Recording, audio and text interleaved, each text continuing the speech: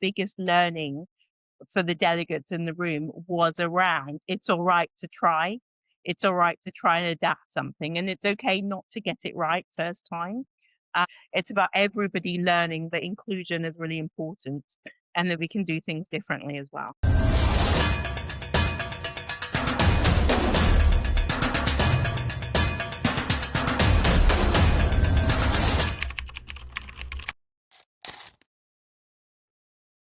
Hi, everybody. Thank you so much for tuning in again, whether you're on YouTube or Spotify or watching via the website. Thank you very much once again for coming along to listen and watch to another episode of the Equality Edit, where we unpack equality one story at a time. Today, I'm joined by my colleague Rachel, who is going to talk about inclusive music. So I'm going to let her take over and introduce herself and what she does in a second. But as usual, if you haven't already, please do subscribe, like, and share with colleagues and friends and family, because the more people we get engaged in this conversation, the wider this conversation can be. So for now, I'm going to hand over to Rachel to introduce herself. Thank you so much for joining us today, Rachel. Thank you for having me, Esi. It's lovely to be here. So I'm Rachel Wolffsohn. I'm the General Manager of the OHMI Trust. We're a charity based in Birmingham, and we seek to enable people with physical disabilities to participate fully in music making. I came into the work 12 years ago, and originally I trained as a secondary school music teacher, and then I stopped when I had my son, and when he was 2, he had a stroke, so he's got a permanent right side hemiplegia. And so you suddenly realise how inaccessible certain activities are, music being pretty high on the list. And coming from a very musical family where, I was a music teacher, my mom was a music teacher, my brother did a music degree. It was a bit of a surprise, I suppose, to find how inaccessible music making was for my son. And that's quite a shock, really, isn't it? Because I mean, I know in education they talk about the two biggest events in education that support people with their socialization skills are music and sport. So it really is a shock that music isn't more inclusive. I know that the kind of society do a lot to make sport inclusive for disabled people, but why do you think there's not so much in music? So, it's one of those things when I go around and talking to groups of people about the work we do, I often challenge people to name Paralympic athletes, and a whole list of people now will come off the tongue, and, we know who they all are. Yeah. Then you ask about physically disabled musicians, and there's like stunned silence, and maybe, there's that drummer in Def Leppard, or there's Beethoven was deaf, or there's Evelyn Glennie, or who's, deaf as well. But it's a bit of a stunted list compared to the sports equivalent. I think the biggest challenge for music is quite basic, actually. So if you think of any musical instrument, probably, not certainly, but probably you need 10 very dexterous fingers to play that instrument.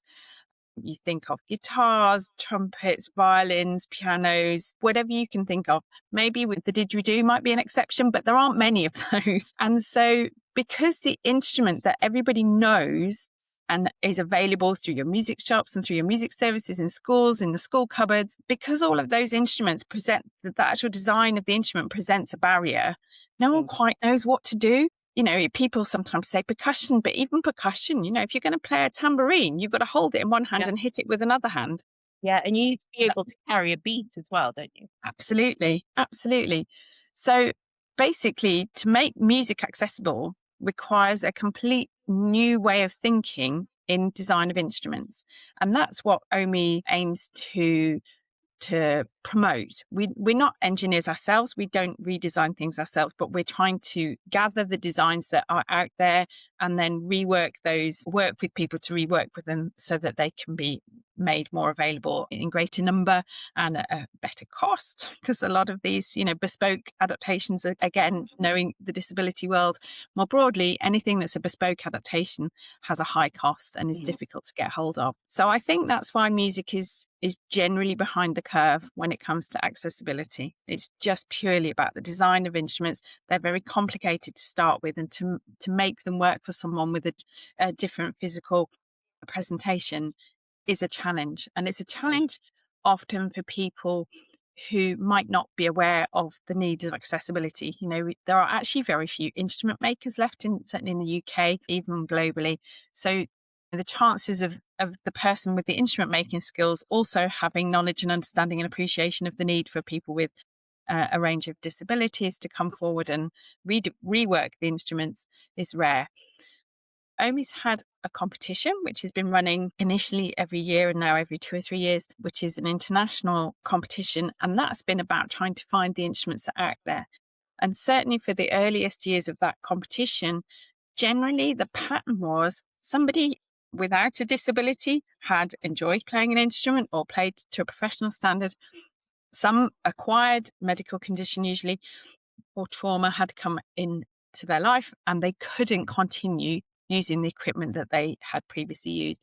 And because there was often an air of shock and trauma around that person, you know, the possibility of having a GoFundMe page or, you know, some financial support made the creation of an alternative instrument possible.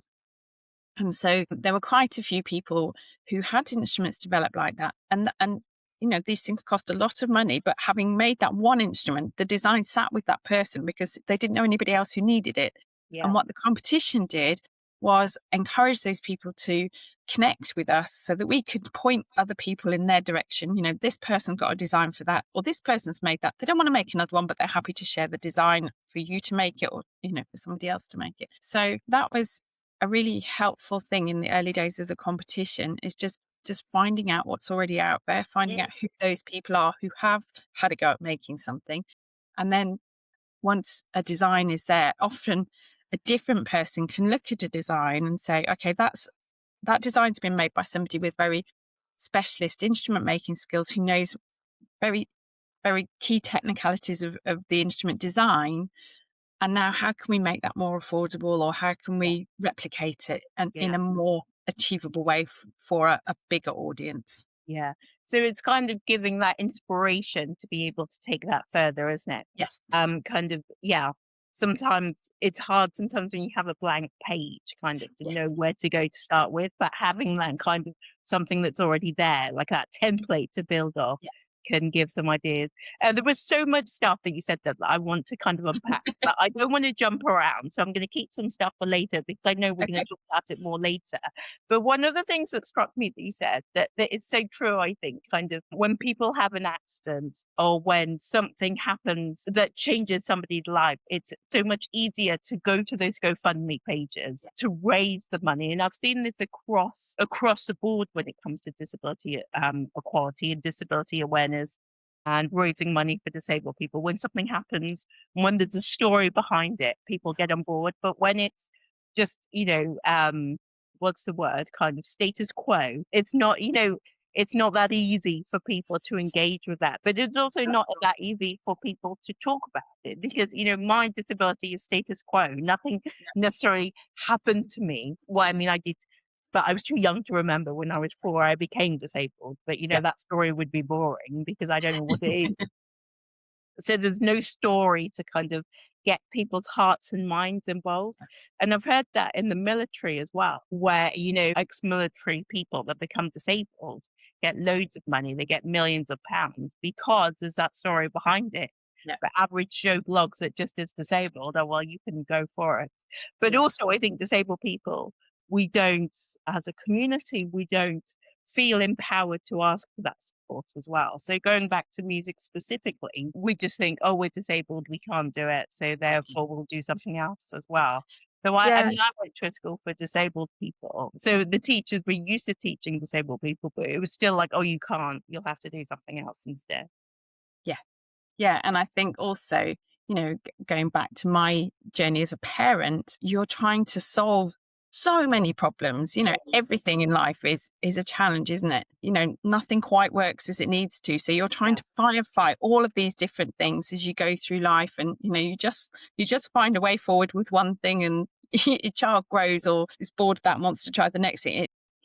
And I often say I have every sympathy with parents who just don't, you know, music's just one thing too many. Because it's not life threatening. Absolutely. Lots of people's nice to have rather than essential. things. And I often say to them, if I couldn't work it through with my child, then somebody who's got no musical background themselves Yeah.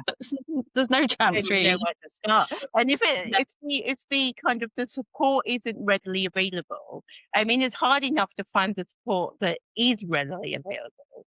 But to yes, find support that's not readily available, I completely understand. I completely agree.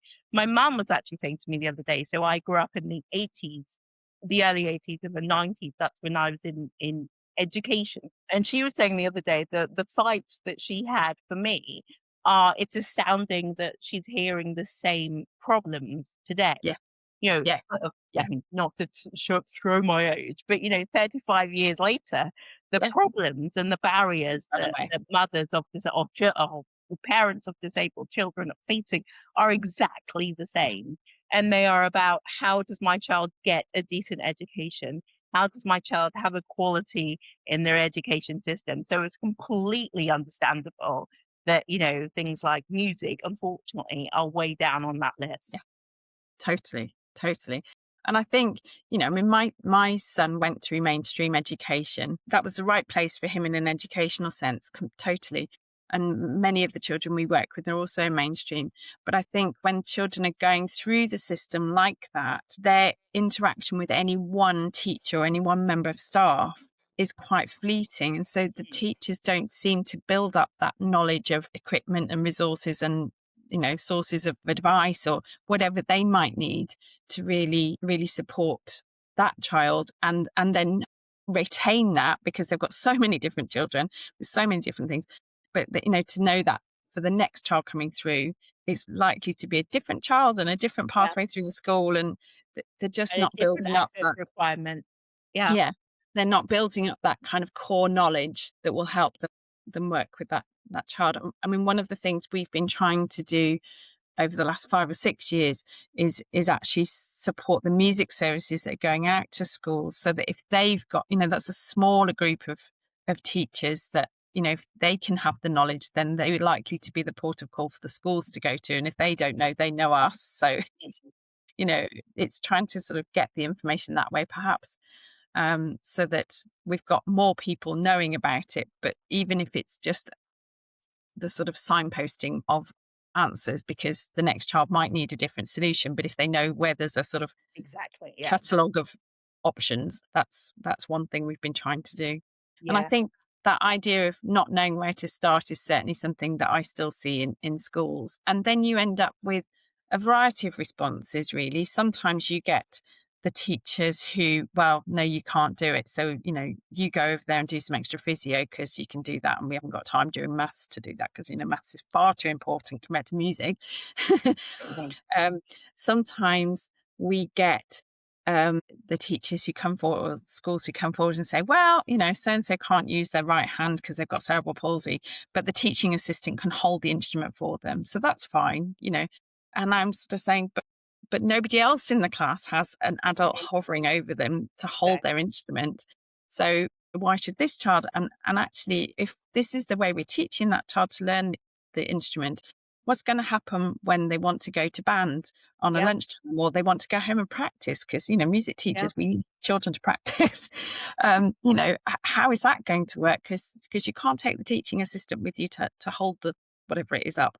exactly. Um, and then, we also get teachers who then, the sort of, I guess, the more proactive teachers perhaps, who go home and they'll spend a weekend in their shed or their garage trying to create a support for a trumpet. And it's fabulous in one way that they've got that commitment to the students, but actually I've got a cupboard of things that, for a very small amount of money, they can just be there tomorrow.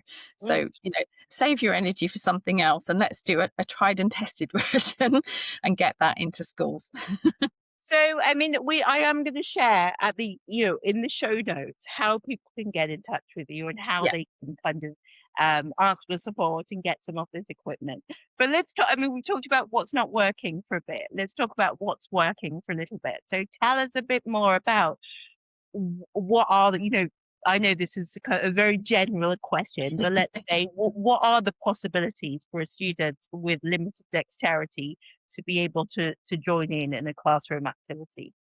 Sure. Well, we do have a website, which I'll give you the link for. It's called Yeah. OHMI Connect, and that's a really good resource to go in with your particular physical differences and identify the options that are currently available. In a very whistle-stop tour version, if you think of brass instruments, so trumpets, trombones, French horns, tubas, all of those different instruments, most of the action of the instrument is done by one hand. So usually the right hand, except in the French horn when it's the left.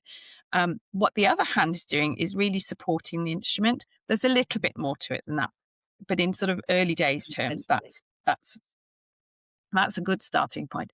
So with brass instruments, if we're able to support the instrument, then if you've got use of one hand, then you're probably well on the way to playing. If you've got issues affecting both hands, then it might be a question of kind of using your best digits to make a sort of combination effort to work it. But supporting the instrument is a lot of the effort in a brass instrument. If you think of a woodwind instrument, something like a flute or a clarinet or a recorder, you've got most of your digits being used to open and close holes or keys to make the different sounds, and you are holding the instrument towards your mouth as well. So we have supports for those instruments, again, like the brass instruments, so that they're held in a playing position. But we also have versions of the instruments that allow you to use one hand to operate all of the keys. Okay. You can have bespoke alternatives if you've got, a different combination of fingers at work or something, but that's a slightly more expensive option. Those instruments are beautiful, very expensive.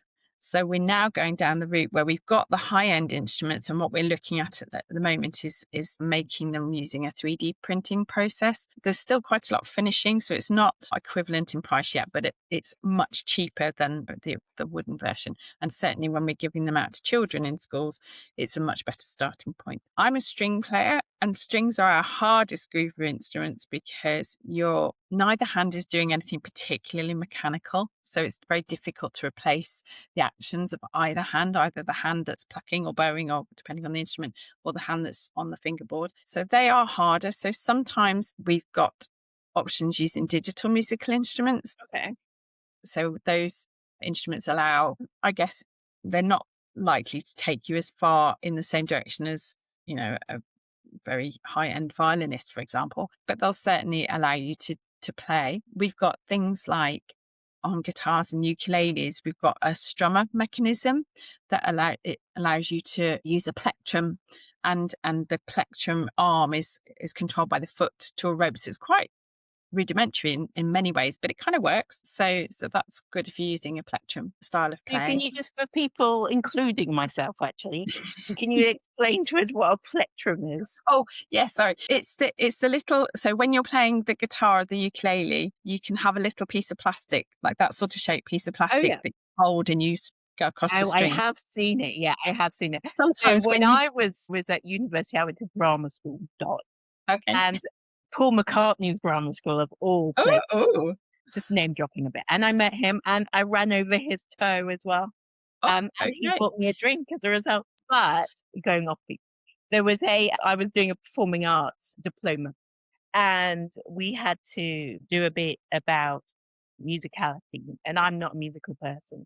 I like listening to music. I like dancing to music, but I'm not good at playing music. That is probably as a result of being told that I couldn't when I was at school, but we'll get into that in a minute. But I had to write a song, Oh, and I gosh. wrote a song about our dog Basil, and how much he was really annoying. I think it was Basil, this thing smaller than a rat, the stupid thing that can't sit still or something.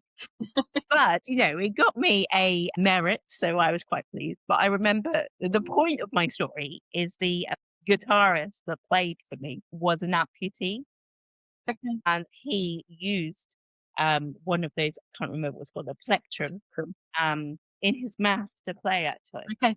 Yeah. I know of another amputee who actually you can put him on my list of influences. Tony Memel is Okay. a singer and songwriter in Nashville. Oh, And he wow. has a short arm, I think just past his elbow, a congenital limb difference. And he is literally sponsored by Gorilla Tape. And he Okay. has a technique of attaching a plectrum to his stump using Gorilla Tape, which you can find on YouTube. I'm gonna look that up. I said, "Oh wow," because Nashville is one of the places where I've always wanted to go. It's Yeah. so cool. So that's awesome. Yeah. So there are so many different there's so many alternative ways to achieve the same goal, Yeah, really, isn't there? I'm going to definitely. ask you a bit of a controversial question. Go on. Do you think that as a disabled person, we should be realistic about what we can and can't achieve when it comes to playing an instrument? Or should we think, well, I want to, therefore I need to find a way? I think it depends slightly on the situation. I feel what I always say to people is our work, the organisation is celebrating its 15th anniversary this year, and we've come a long way. And so I always describe what we're doing as emerging. We don't have all the answers yet. But if someone doesn't ask for it, we're never going to try and find the solution. And I think in 15 years or however long, 12 years I've been working for OHMI, there are many things that I wouldn't have imagined, but someone else has. So I think when we've got people, if I go back to the very first competition winner was David Nabb. David had a massive stroke in his 30s. He was a professional saxophone teacher at a university in the States. And I'm sure that had he had that attitude of, well, let's be realistic, I'm never going to play the saxophone again, no saxophone would have ever been invented. And yet a saxophone was invented, and he plays it, and he's back teaching professionally now in his 60s. So, we need that vision, but we need that vision coupled with the finance and Yeah. the person with the skill to do it. I now have lots of people coming to us all the time saying we want saxophones. I have never yet got enough money together to buy one of David's style of saxophones. So there's a mixed bag, isn't it? We want those things to be out there, but some things are possible given the money, given the time to have them made, given the person to have them. But I don't think it's on the disabled person to go, well, there's no hope of me having this because I'm disabled. But there's, I guess, a societal need or an OHMI need to say, well, okay, we've got lots of people who want these things, and they should have the opportunity to have them. So what can we do to try and make that possible? But it can be a balance. There can be a tension there. Yeah. Between what's practical and affordable and ideal. Yeah. I mean, it is so unjust that if it's practical but not affordable, that's the reason why somebody shouldn't be Absolutely. doing it. I mean, sorry, carry on. No, I was just going to say that if you ask me or my colleague particularly about saxophones, that's the instrument that is our biggest frustration, that they exist. We just can't afford it. And, you go to a funder and you say, well, I'd like £12,000 and it's going to benefit one person for its, in sequence. They're not interested in funding it. Yeah. Where do you think kind of the education authority needs to get involved with this? What do you think their responsibility for this is? So, Because if the problem is the funding and not the kind of the practical element of it, then surely there needs to be a reason. There needs to be a way to solve this. yeah.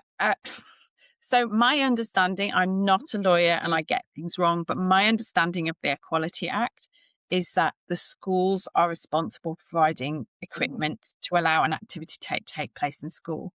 So when we first started with our OHMI Music Makers program, we have two sort of branches of that work to support children in school. When we started, we were just trying to basically test our instruments in the wild. What happens if we give a teacher and a child a one-handed recorder? Does everything else work? Does the music they're trying to play work? Can they work through their grade exams if that's what they want to do? Can they play with others in the school recorder group? That kind of thing. And we started with recorders and trumpets on a stand because they were the two things we did have enough money to buy enough of. There isn't any, by my understanding, there's no legal requirement for schools to offer those individual music lessons. So some do, some don't, some subsidise them, some don't, some offer group lessons, which are more affordable to parents, some don't. There's a real mixed bag across the country. Where it's slightly different is the next phase of work we went on to with our Music Makers program. So we have Music Makers individual and we have Music Makers whole class. And if you've been, had any connection to primary education in the last 12 years or so, there's been a real trend for the whole class of often around year 4 to learn they're learning music through the medium of one instrument. Okay. Now, in that case, there is no real legal avoidance of providing the right piece of equipment for that child. So if the whole class are learning the clarinet and you've got a child with cerebral palsy who's got hemiplegia in that class, or they've got a limb difference in that class, that child, in my reading of the Equality Act, should have the school, specifically the school, should arrange for that child to have an instrument that meets their needs. That is one program that we're working on at the moment to try and get that information out of schools before those lessons start, so that from week 1, that child has an instrument that they can learn. Now, I haven't yet come across a school where saxophone is an instrument. We have had clarinets and flutes, which are also quite expensive. I think from a sort of legal perspective, the options are to find the adapted instrument so that they have that clarinet or that flute or whatever it is in that class, or they change the instrument to something that is achievable for everybody. Yeah. So everybody has an instrument that they can do, even if it's not the instrument that the school chose last year or might choose next year. So those, to me, are the two options where schools really, the education system really does need to make sure that they've made appropriate provision. But it might not be having everybody on a saxophone, so they've then got to pay £12,000 for a saxophone that actually takes 5 years to produce and therefore is not going to be here for September, whatever we manage to do. And I still hear lots of horror stories, even in the last few years. There was one scenario where there was a special needs unit within a mainstream school. So there were about 6 children in this unit. The whole school actually learnt musical instruments for 3 years, which is from a music perspective is good and actually quite unusual. This children in the unit, for some reason, had been withdrawn from those music lessons for the whole of year 4. And when we came in contact with the school, when this program started, they were going into year 5. So everybody else in their class had had a year's head start on a brass instrument, and they hadn't. And the person I spoke to in the school to find out about the needs for the children for the upcoming year said, just give them a drum. Now, no, I'm not giving them a drum. Everybody else is learning the brass instruments. How is this child going to entertain themselves for another 2 years playing the drum? So we went in and we took some trumpet mouthpieces. I don't know if you've ever had a go at playing a trumpet, but half the thing is making like a raspberry sound down a mouthpiece. Once you can do that, that's kind of the biggest starting barrier. So we took some mouthpieces in. I think the teaching assistants in the unit thought we were a little bit crazy, but we took these mouthpieces in and we managed to get 5 out of the 6 children making this raspberry sound down the mouthpiece before we left, within the first half an hour. So after that, we left them with the mouthpieces so that when they were in the unit, if they were doing the register, rather than saying, yes, miss, I'm here, they could make a rhythm on their mouthpiece or something, because actually it's these muscles around the face that you need to work on. And that can be an issue for people with cerebral palsy as well. The hand and the arm might be obvious, but the facial muscles are also can be tricky to get going. Absolutely. So by having those mouthpieces and doing some fun things with them, it meant that those, that kind of action of buzzing would help with the lesson where they were back with their class. As it happened, one of our funders, quite a high level funder, asked to visit our project that they were funding in the March, so 6 months in. And we went into that lesson, and that was the lesson that they ended up seeing. And these children were all in the lesson playing alongside their peers, albeit their brass instruments were on a floor stand. Interestingly, there were 2 groups back to back. And in the second group, no one had mentioned anybody else in the other group. But it turned out that there was a girl who, I don't know what the correct terminology, but I'm going to say short stature. Okay. I apologize if it's not the right one. No, that's but anyway. Yeah. And so she hadn't been flagged to us at all. And she didn't have an issue in some senses with holding the trumpet up. But actually it was quite tricky because she was trying to sit on the chair and her feet weren't reaching the floor. So just that kind of balancing of her Absolutely. body. And because the trumpet was there on a floor stand, it was, actually, we could use this with this child too. So she was also benefiting from this equipment being available, even though, actually her hands and arms were fine. But yeah, just that awareness of options out there that could then be reapplied for other people in that class situation. And So I think that's the thing, isn't it? That this is the business case and also the economic case, that actually a lot of the instruments may only support one person, but also a lot of them will support a range of people in the classroom, even if it's not within that class, yeah, classes to come. You've got a bank of accessible equipment, yeah, but also a bank of gained knowledge that you're gaining yes, all the time about how to adapt and adjust your yes, lessons.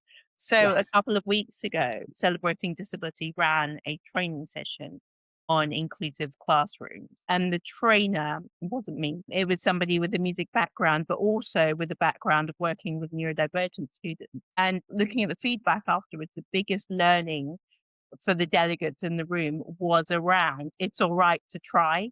It's all yeah, right to try and adapt something, and it's okay not to get it right first time. Um, and it's okay for everybody to have a go as well. It's not just about that one student in the class. It's about everybody learning that inclusion is really important and that we can do things differently as well. yeah. Yeah, and I've even had some of our brass instrument stands. We've developed it for somebody who would, for whatever reason, struggle to hold the weight of a brass instrument, and they're not light. But actually, when we've used them in sessions with new teachers coming in, they've said, "Oh, actually, everybody would benefit from this because one of the things children do when they're playing a brass instrument is they push it into their lips when they're holding it, and that stops this buzzing action that needs to happen." So, suddenly we've got a device that was invented for one reason actually has universal Yeah. benefit, even if it's just for that first few weeks. So they get the action of buzzing without being able to push it into their lips because they'd be pushing themselves forward, you know. So I think often that's the case with accessible equipment as well, isn't it? It's developed for one reason, but actually it has much broader uses in other mediums. One of the kind of more wacky things is in contemporary recorder playing. I know people think of recorders as for, primary school children, but they do have a professional world as well. One of the things that people like doing in contemporary recorder playing is playing two instruments at once. Okay. Well, if you can play two recorders at once, you can get some interesting sounds. You can, be quite wacky with the sound you're Mm. making, not just a straight recorder sound. But suddenly, if you give somebody two one-handed recorders, now they've got the full range of the instrument rather than just a handful of notes that they can play with one hand at the top of the instrument. So, it's of benefit Yeah. to everybody to try and find solutions for the disabled population in You this know, case. it's just about thinking outside the box as well. And then the other positive thing that comes out of that is then teachers hopefully will then go to their colleagues in the staff room and at lunch and go, "Oh my God, guess what?" Yeah. And it spreads. So it starts in music, but then it spreads to maths, it Yeah. spreads to sport, it spreads to drama, and all of those things as well. And I think sometimes it helps. So the process we do with the whole class program is we ask schools to identify children in a really brief questionnaire because nobody likes lengthy online questionnaires. Yeah. And then we follow up with a video call, and we have a process which uses, so if I say, if you told me you've got cerebral palsy, doesn't really tell me anything about how it's going to impact you in your interaction with musical instruments. So what we've done, which was kind of COVID accident, if you like, because we couldn't go into schools and meet the children. So suddenly we had to find a way of seeing what they were capable of doing online. So we have a whole structure of, I guess, like physical tests, but with fun things. So we asked the schools to get half a dozen things together, like wrapping paper tubes and like squidgy balls, foam balls, so we can see, the fine motor, the gross motor, the weight bearing, the embouchure, all of that kind of things, but in a really fun way that we just have these Mm. random half a dozen things on the table that haven't taken anybody a huge amount of time to collect. They're in the art cupboard, the staff are in the PE cupboard, whatever. And then, the kids play around with them and we can instantly see where their fingers are moving and how much they can bring their hands up to whatever position is required for the music lesson. And I had a teacher, a special needs coordinator in this case, speak to me before, and she said, this child, the parents say he hasn't got good fine motor dexterity, but I haven't really noticed it. So I said, okay, that's fine. We'll go through the process. So child comes on the course, foam ball comes out, and you can instantly see that this child cannot do this with their fingers and squeeze the ball. It just doesn't work on the one hand. And, we did the whole process. Child went away. Teacher just came back absolutely flabbergasted that what the parents had been saying to her, she just hadn't seen in the child. And suddenly there really is a barrier there, so hopefully, I haven't ever followed up with her, but hopefully that will have just kind of helped her understand the barriers that child might be facing in other areas of school life. That's really interesting, actually. So do you think in a lot of situations, teachers are not devaluing deliberately, but not No. taking on board, what the parents and what the students are saying? I asked you a question. I'm just going to carry on talking. I apologize. So again, I remember. So before drama school, I went to college, mainstream college, where I was doing performing arts, and part of that was music again. And I was always stuck in music. No offense. I wanted to be on the stage, and they kept making me hold an instrument. But anyway, so we were in this music lesson with our teacher called Alex, and he was again telling us to beat a rhythm on the table, tap a rhythm out on the table. And I couldn't keep up because I had cerebral palsy and I have limited dexterity, and I couldn't. He said, "Esi, you're not doing it properly." And I said, "Alex, I'm trying, but I can't." And he said, "You can't use your disability for everything." Marvelous. Mm. Yes, until you've walked in another person's shoes, huh? And I just thought, I didn't even know what to say. So I think that was one of the first, because I had been discriminated against, but not so blatantly to my face like that. And it just stunned me. And so anyway, back to the question I was asking you, do you think that often teachers deprioritize what the children and the parents know about their own child and themselves? Yeah, I think that happens. And I think also people don't understand the impact of a particular disability, which is why telling me that a child's got cerebral palsy Yeah. doesn't actually tell me very much, really. Because another thing I get told most commonly with cerebral palsy is there's an instrument called a tenor horn, a brass instrument, where you're doing the buzzing, but it's kind of I'm sitting too low, but you kind of ordinarily you would wrap your arm around it and you would use this hand Oh to yeah. operate it. Yeah. So it's kind of sitting on the laps and you're just giving it a hug. And that's the way the teachers think about it.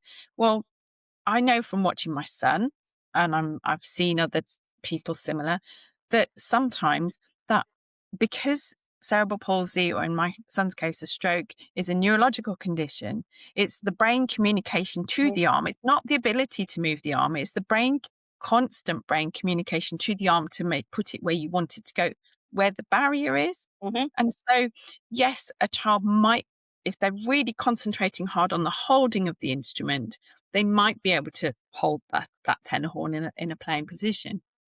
But the minute they're trying to also concentrate on their valves or their embouchure, or what the music's going on, or what's happening over here in the classroom, that ability to hold that instrument actually is the thing that goes. And my son will often have his arm up, as if he's got his hand up in the air, and there's no getting it down. Yeah, absolutely.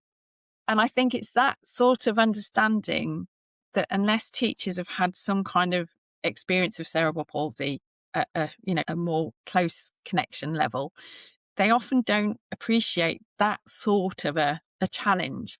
They just, it's just, oh, well, of course he can hold it. Look, come on, little Johnny, hold your. But It's that's just not like what we're this. doing. Yeah. Open your hand. But also, I think that for me, and I've seen my other friends who have CP as well, or cerebral palsy as well. 1 minute we can do something, and then the next minute we can't do that same thing again. And I would find it with like yogurt pots. Like one day it will work perfectly and I'll eat it perfectly, like in quote, and I'm saying this deliberately, normal person. And then the next day I'm completely disabled with my yogurt foot. It's everywhere, over Yeah. my eyes, on the wall behind me, in the the next door neighbor's table, everything. But Yeah. I have experienced myself from an outsider's perspective. It's like, well, you did it a minute ago. What's wrong? Yeah. Why can't you Yeah. do it now? And Yeah. people not understanding that our limbs do not move independently of each other. So No. if I move my foot, then my arm's going to go in the same Yeah. direction, Yeah. Yeah. which is really hard for picking things out of the fridge. Yes. Yes. And also, for some people, one of my friends is an amputee, and some days she's got prosthetics and she walks into a place like, you know, everybody else. And then the next week, her prosthetics have rubbed and she's got blisters on her stump and she's in a wheelchair because she can't wear her prosthetics. And that's quite common, and you can't expect one week to be the same as the next week for lots of people. Exactly. And we need to shift to this mindset from that child being difficult. Yeah. And then shift it more to, we need to find a solution that mitigates the barrier at every Yeah. eventuality. Yeah. And I know we're saying, the teachers need to have more awareness and everything. But, I also know, we talked about this before when we talk about what we're going to talk about today, that, teachers are limited on resources, limited on the time they have to plan for these things as well. And I know that you told me about an example child not being able to engage because of that very reason. Yeah, so when I was a teacher, way before I was a parent, I probably was in my second or third year of teaching, and I had a young lady in my year 7 class. She'd had some kind of spinal trauma as a result of surgery that had failed, and she was a wheelchair user. My classroom was on the first floor of the school building, and I think music was the only subject where there were only first floor classrooms. So she had no option, or we had no option but to take her Yeah. upstairs. There was no lift at the time. As I left, they were installing a lift, but when I was there, there was no lift. So this young lady was, well, without putting too fine a point, she was dragged up the stairs on a reverse evacuation slide into my classroom every week. Wow.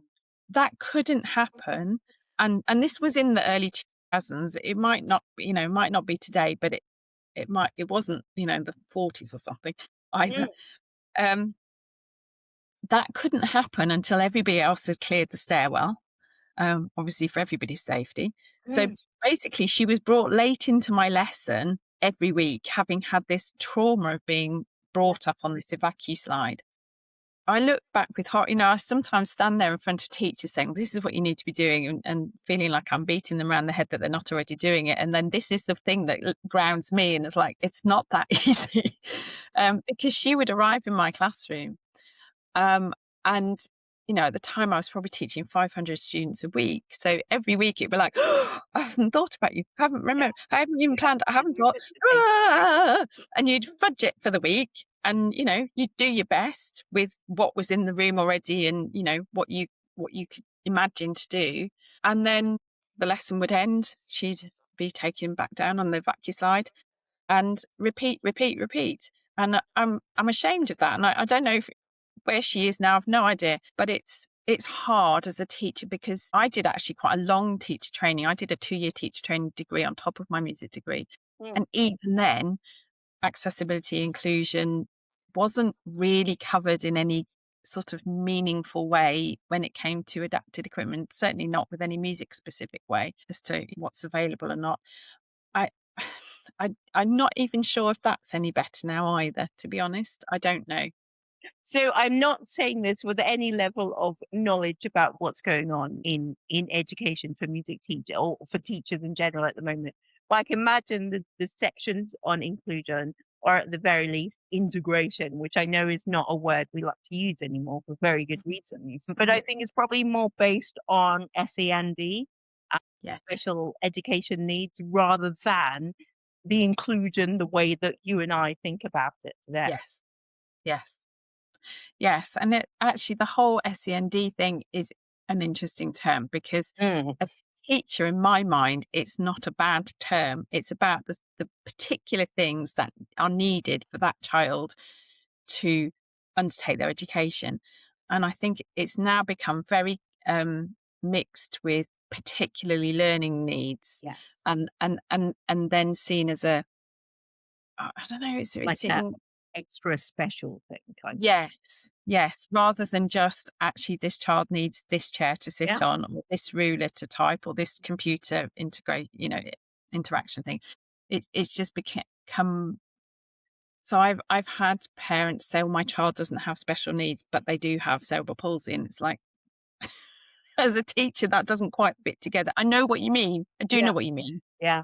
It's a shame that that term has But the become. system, yeah, It's I know sort what of you mean, the system's made it so something that, that's not really. that there's like an oxymoron, which is Yeah, ridiculous. Absolutely. I would say, when I was at school, I'm sure my mum would have said, "No, Essie doesn't have special needs, but she has yeah, cerebral palsy."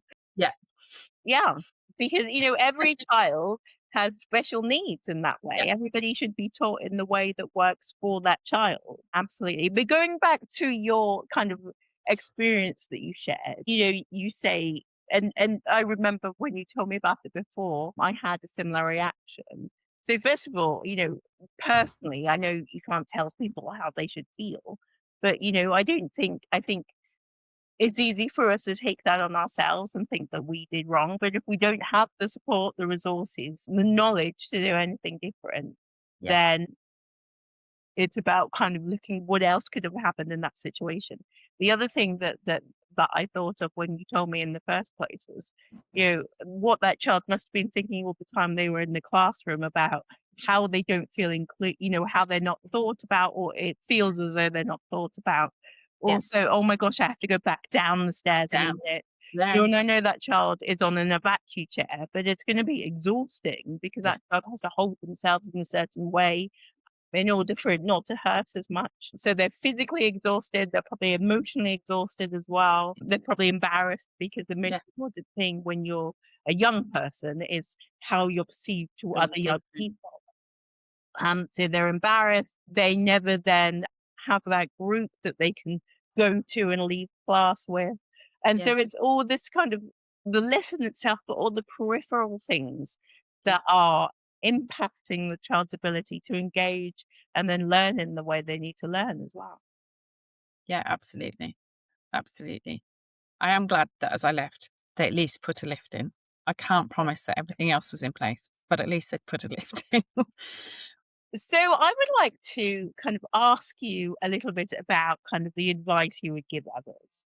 So a lot of our listeners are disability inclusion leaders. I can imagine that over time, after we develop awareness of this episode, there'll also be teachers and music teachers. Um, I'm going to share this with Music Mark as well. Share this with all their teachers as well. So what advice? So starting with teachers, general teachers and music teachers, what advice would you give people when it comes to inclusion and accessibility if I- they're coming from a point of view that they don't know anything? yeah. So I think there's sort of a few things to think about to start with. So just because someone has a disability doesn't mean that their interest in music is going to be any different. They might not be interested, and they might not have been anyway, or they might be the most passionate musician. That the disability doesn't impact the interest. Mhm. So if there's an interest, we should be finding ways forward. And if they are, certainly if they're in a whole class environment where everybody else is playing the instrument, we need to find a way forward that gives them an equal opportunity. Think there is a bit of a mindset sometimes about, well, to give you an example, when we sent a Freedom of Information request a few years ago about provision for disabled students, the immediate mindset went to special schools. Mhm. About 90% of all children with a physical disability at the moment are in mainstream schools. So if you haven't come across a child in your school, or if you're not aware of having come across a child in your school, maybe have another little look at the Yeah. register and see who's actually there, because there are a lot of children, and there is DfE information about which schools have identified children. So if you're a school teacher, then That information, I believe, will have been provided by your school to the DFE. But if you're a music service teacher, have a look and see that the number that the school have declared, because that will give you an indication of who you're looking for. In our experience, it's about 1.5 on average, about 1.5 children per primary school, and then obviously the secondary schools are bigger.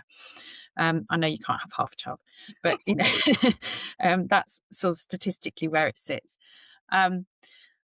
So having established that there almost certainly is a need for this in your school, probably, and it's important to find a way forward. I think it's also about giving that child an equal experience. So it's about independence. So we need to get that child being able to perform whatever instrument they're learning independently, because everybody else performs independently. You know, we don't want people holding things up or pressing that button for them. We need to find a solution that allows for that child to learn and play on their own. And they might not do that. They might not play independently to start with, but the possibility needs to be there that they can develop the skills needed to be able to play independently. And we're not setting up equipment that stops them.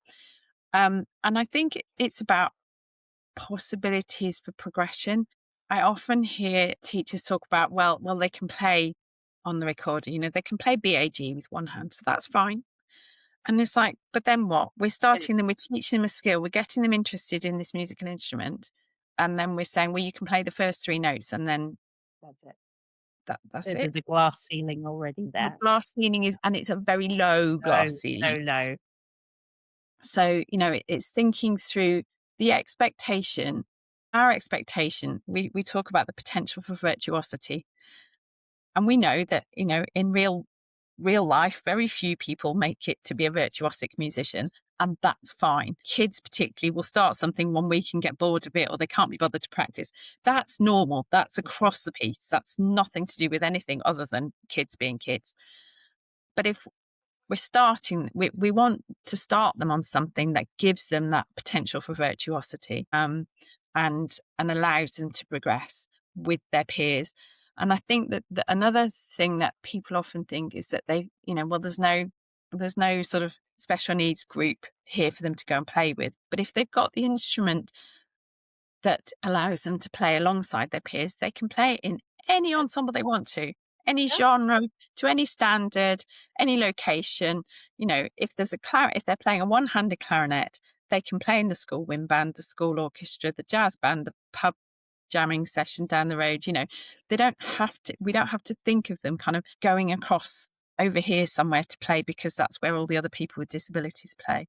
So it's about that proper inclusion. Inclusion is not siphoning off to a special group just because they've got a disability. Another thing that I've come across before is, I guess it demonstrates a lack of thought process. So on the face of it, it looks really good. You know, I've seen music services with a statement of our ensembles, you know, our sort of out of school ensembles are open to all. Yeah. And you kind of think, okay, well, that's good. We want things to be open to all. But have you actually looked at your venue? Can somebody with a range of access needs actually even physically get into the venue?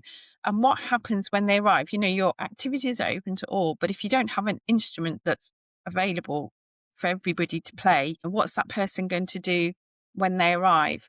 And sometimes it can be even more basic than you know, instruments are one level of complexity, but sometimes it's also, my son, going back to my experience with my son, he sang in a choir. Now, you'd have thought singing in a choir would be okay. He can stand. He is, his toe drops a bit, but he can physically stand, so that's okay. And then they do all their actions, and suddenly all the actions were with the right hand, and in his case, he can't use his right hand, so he's then trying to fake it with his left hand, and you know, his left hand's going up here because everybody else is doing this, and he's having to do this somewhere. You know, just looking at what's going on in the room. And as far as I could tell, and no one ever told me I was wrong, you know, he was the only child that had a hand impairment. So why not do left-handed actions for that song? Yeah. You know, that's not a big shift, but it would make that inclusive. I often see things like clapping. You know, you go into school and they say, right, clap the rhythm. Well, actually, clapping is a bimanual activity. So why not do some body percussion, and we can use one hand on a thigh, or, you know, make a sound. Let's go around the room and see what sounds can you make with your bodies that's, you know, a little bit less fixed on clapping. So it's just thinking through, I guess, every stage of your lesson and just making sure that you're not excluding somebody in that class just for something that's avoidable. Adapted instruments are possible and encouraged and all the rest of it, but sometimes it can be even much simpler activities than that, where the barrier is coming in as well. I completely agree with everything that you've said, actually. And this whole thing about, open to all, we all know what that means. That hardly ever means disability, does it? It means open to race and other minority groups, but it doesn't mean adapting a lesson so that it fits a disabled child or a No. disabled adult. Absolutely. And I'm so glad that you mentioned about kind of the other little activities that go in, like clapping. I hate it when people say, now let's all stand up and clap and jump around. Because immediately I feel excluded because I can't do any of that. Yeah. And if I have to do it in rhythm with something, then it's going to be even harder.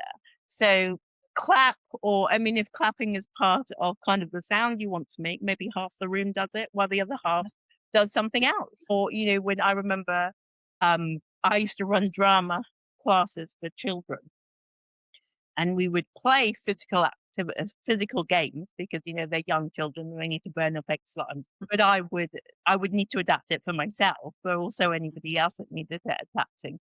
So we used to play this game called Zip Zap Boing. And I would say, so you zip, you turn your body to the left, zap, turn your body to the right, boing, you kind of thrust your body across, and that shows the next person what they have to do. And I would say you can either do it with your body or you could do it with your head, or you could just say which direction you want to go in. So that there are always other ways to adapt the same thing so that everybody can feel included in what inclusion means for them as well. And the other thing is thinking, so say you've got a music centre orchestra, and that venue is fine.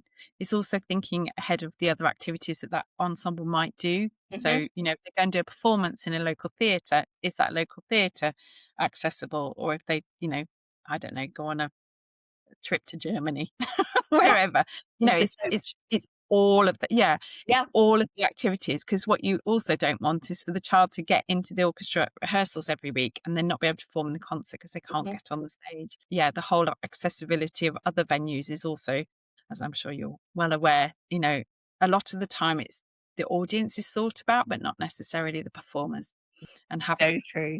performance. So true. Excellent. And just sticking with that kind of field trip for a minute, it could be Germany, it could be, I don't know, Bristol, it could be anywhere really. But when you're doing field trips, you generally have those extracurricular activities as well. So you might be going in an orchestra, but around that, you might be taking the children to the zoo or something. Making sure all of those activities are inclusive and accessible as well. And making sure that if that child needs their assistance, or whoever it is that's with them, that doesn't impede that child's experience as well. Because they're being followed around by an adult all the time. Yes, and I think often actually, particularly sort of extracurricular things that aren't core school curriculum, often it's the parents who are asked to take that role. And while parents might be willing to do that, is that giving that child the same experience of independence, as their peers, if they've got mum hanging around? I took I didn't take. So when I was 8, the LEA were making it difficult for me to have a classroom assistant. So my mum came to be my assistant. I thought it was for a week. She said it was about 6 months. And I ended up calling her Mrs. Mum because everybody else was calling her Mrs. Hardy, and I kept forgetting that she wasn't Mrs. Hardy to me. And she was really good, actually. She came out in the playground and ran around and was a child with us. But not every mother can do that. They might have other children. At the time, I was an only child. My sister wasn't born until I was 9. So she was able to do that. But also, you send your children to school so that you can have a break as well. And if you then have to come on that activity with that child, then that's your break gone. So it's about thinking about those other things as well from both perspectives. Absolutely. the other side of our audience are disabled people. Mhm. And I suppose by extension, if we're talking about children, their parents. So what advice, we talked a little bit about the importance of empowering through adapted musical instruments, but what advice would you give to disabled people and people that care for disabled people? So yes, I think a lot of the things we've already said will be applicable. One of the things that we offer as a charity is we offer a hire scheme.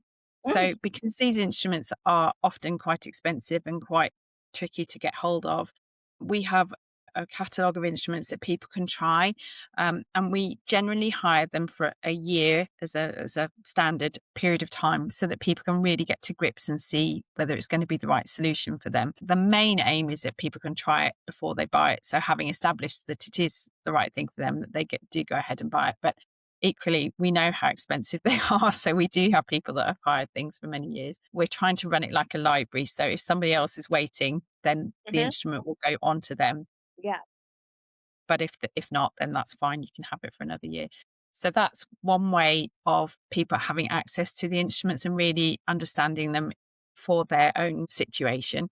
It also offers parents an opportunity, or schools an opportunity, to hire for the year. So if their child is doing whole class record or whatever, they can actually hire for that year so that they're not having to buy something, because often, not in every case is the child interested in music. They've just got a year to get through, or they might really want music but not want that particular instrument that they're having to learn in school. If it's a case where the school are insisting that everybody plays a particular instrument, I would always encourage parents to get the school to hire from us, and that's fine, because I don't think parents should have Mm, to incur the cost of a hire absolutely. process just because their child's doing something at school if nobody else. I think having the approach that we talked about earlier about not being limited, if you really want to learn something and we don't have the right option, come to us and we will do what we can to find a way forward. I can't with everything. I wish I could. I wish I was more of a magician, but we will certainly try. So never be afraid to come and ask what we can do and find a way forward. But yeah, we may or may not be successful. But I think it's about going with your heart of what you want to do, and challenging those who say you can't. There's another person on my influencer list, maybe Nicholas McCarthy. Nicholas is probably around his early 30s now, I should think. But so we're not that long ago, he wanted to learn the piano and he contacted various music teachers and whatever. And he didn't mention that he only was born with his left arm, and until further down the conversation, and often then got rejected in Mm. whatever he was, with whoever he was trying to work with. But he did eventually find his way forward, and he ended up being the first person through the Royal College of Music to graduate as a pianist, Wow. left-handed, one-handed pianist. And he's still making a career. And he actually made his proms debut in the BBC proms at the Albert Hall last July. Oh, I was in the amazing. concert, which was fabulous. You can still see that on the iPlayer in the UK. So for him, the instrument isn't different, but the mechanism of playing it is, the repertoire is, and he just had to find a way forward for himself. But we've been able to work with him and one of the exam boards over the last 4 or 5 years to make sure now that there is an exam repertoire that is available for one-handed piano. So again, a kind of COVID accident. When exams had to be stopped during COVID, they had to move to a video model of exam where you record it all and send it in, and for adjudication. And because of that, I don't know, I'm guessing although I've clearly had lots of musical exposure, you probably have never done a grade exam. But one of the things with grade exams is they give you a big list of scales and then they pick 3 or 4 on the day that Okay. you have to pay for the examiner. And obviously, because there was no examiner in the room, they couldn't do that. So they changed it. So there are 4 pieces now on the video exams. And so making the exam, we don't want an easier exam. We want a fair exam Mm. for somebody with it playing one-handed piano repertoire, equivalent to those who are using two-handed piano repertoire.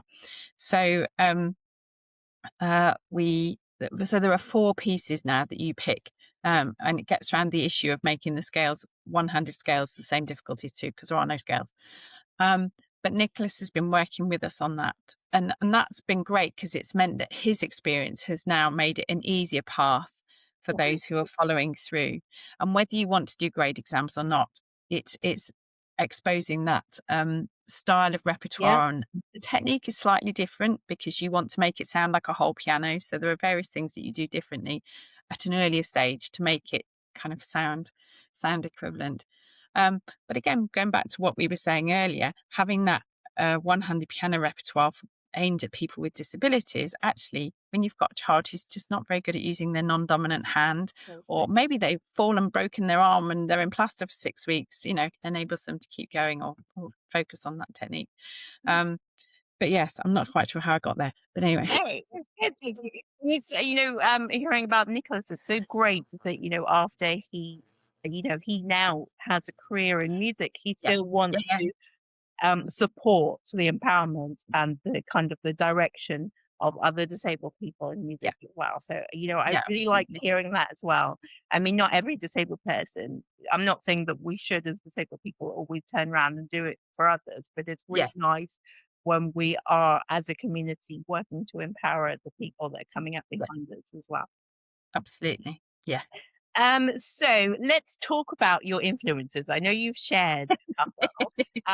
Can you tell us who are your influences and who would you recommend for people to look up next, other than obviously you as well? But other than Omi's, who else would you recommend? So yes, I mentioned Tony Memel. He's Mm. the guitarist, and Nicholas McCarthy, who's a one-handed pianist. David Knabb is also a really good saxophonist in the States, so he's definitely worth looking up. I'm not sure that he would go with the label influencer because that sounds very young and hip. I'm not sure that David is young and hip, but he's a very good saxophonist and demonstrator of the one-handed saxophone. There's a lady called Edith van der Berg, who's a Hungarian flautist who plays a one-handed flute. Wow. She's also going to hopefully be coming to a concert that we're going to do in September. So if you would like to see her in the UK, to my knowledge, it's the first time she's performed here, but I might be wrong about that. Amazing. Yeah, 12th of September, Birmingham Conservatoire. If you're around, come and see it. There was someone else in my brain who has vanished. Oh, yes. So other organizations as well. There's Drake Music. Drake Music tend to focus more on the kind of music technology and novel instruments, but they will work with adults more, I think, making an instrument that's really bespoke for their needs. So one user of those instruments is John Kelly, and they invented an instrument called the Kellycaster, which is sort of guitar-esque in its sound. So he's definitely worth looking up. And there's another organization, well, in fact, there's another two organizations we work with quite closely. One is Open Up Music. So Open Up Music do a lot of work in supporting special schools to have ensembles within their schools.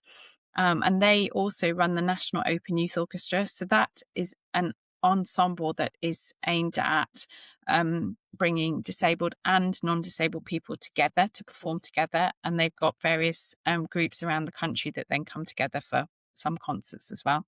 So National Open Youth Orchestra, I think you can go up to 25. You can join the National Open Youth Orchestra, and it's an auditioned process, but in a very it really is a very accessible way. And another organization we work with is called Music of Life, and they have two strands. So they do a lot with choirs in special schools, particularly, and bringing children together to sing. But they also have another program that's for deaf musicians. It's led by a deaf flautist, Ruth, whose last name escaped me. But they do a lot of work in training teachers with using BSL and working with deaf students. So go and look those up. I'll put all of those in the show notes for anybody who wants to look any of those up.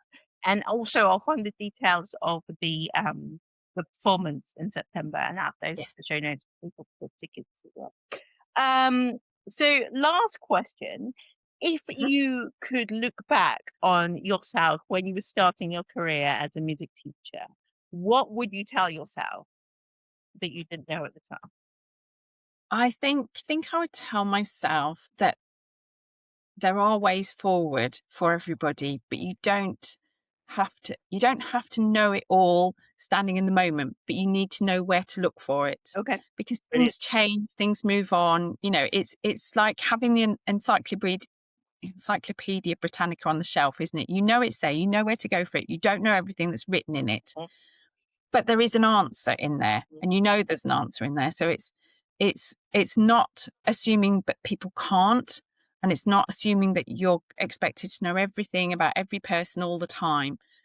But go and find out, go and look it up, talk to those people as well, because I think sometimes people are afraid to have conversations with people with disabilities, and maybe too much, too direct sometimes, but I just find asking people how they're, what are their ideas for this is where our barrier has come, what do you think we could do, and just having those conversations. People with disabilities are very used to managing their conditions and finding workarounds. One example, if I ever I've many times had children with bilateral limb differences. My first question to them is not, can you write, but it's, how do you write? Because you know that they will have found ways to how they write. I don't know how they write. And generally, it'll be, oh, well, I use my toes. Right, kick your shoes off. Let's see what your toes can do on this musical instrument. It's that kind of a conversation. So, yeah, just Brilliant. having those conversations, asking the questions, assuming it's possible, and then looking at the way forward for where those answers might be found. And it might, it's also, I think, that if you ask somebody the direct question of how do you think this could work for you, it might be a big question. But Hmm. as you say, how do you do this? And how can you do this? Rather than how do you think you can play the guitar is a much Yeah. easier question. And Yes. thinking about, bringing in other parts of a child's life. So, what else do you do? Do you like playing computer games?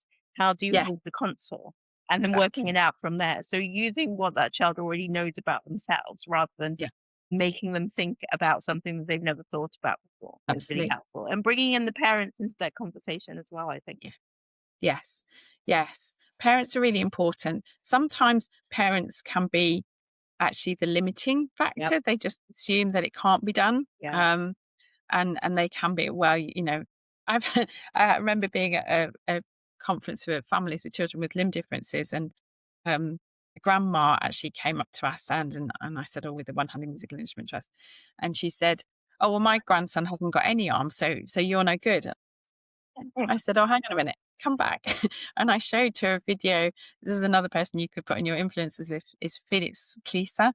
So Felix Klieser, it has got short stature again, and was born with no arms, and he plays the French horn at professional standard with his feet. And so I showed this lady a video of this of Felix playing his French horn, and she was just blown away that her grandson, who was tiny, 3 or something, that's possible. And Mm.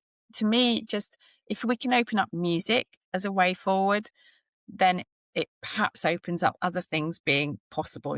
Opens up that kind of imagination of, oh, well, I didn't know you could do that. So maybe this thing that they really want to do, which might not be music. I mean, there might be Esi. There might be. I can't imagine. Um, There might be but that just opens up the the possibility. potential for other things as well. So it's not, my passion is music, obviously, but it's just opening up all sorts of things in life that might be possible, rather than just having a big list of can't do's, So true. whatever.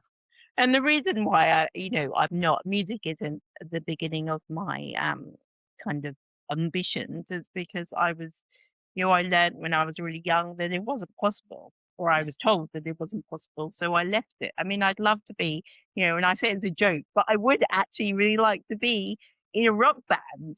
That would be my dream, playing electric guitar in the rock band. Not only can I not sing, but again, that's something that you're taught. You can't sing, you can't do it. And so you stop trying, but it's about, well, let's see how it's possible. Let's have some lessons and things like that. So absolutely brilliant. Thank you so much for joining me today. This has been a really good conversation. I've really enjoyed it. And I've picked up a lot of stuff that I'm going to pass on to people when I'm delivering training as well. So thank you so much. Is there anything else before we end that you would like people to know? I don't think so, but come and see our website. We've got links to all sorts of things. And if we don't have the answer to the question you want, come and ask us, and we'll do our best to answer it. Brilliant. And I really love the attitude that we might not know everything, but it's something else that we know we don't know, so we'll look for it. I really like that outlook. I think it's brilliant. So thank you so much for tuning in once again, everyone. Don't forget to like and subscribe. And we look forward to seeing you in another 3 weeks for another episode of the Equality Edit. Bye, everyone. Bye. If you're watching on YouTube, don't forget to like, subscribe, and press the notification button so you don't miss anything. If you're watching on Spotify, give us a 5-star rating.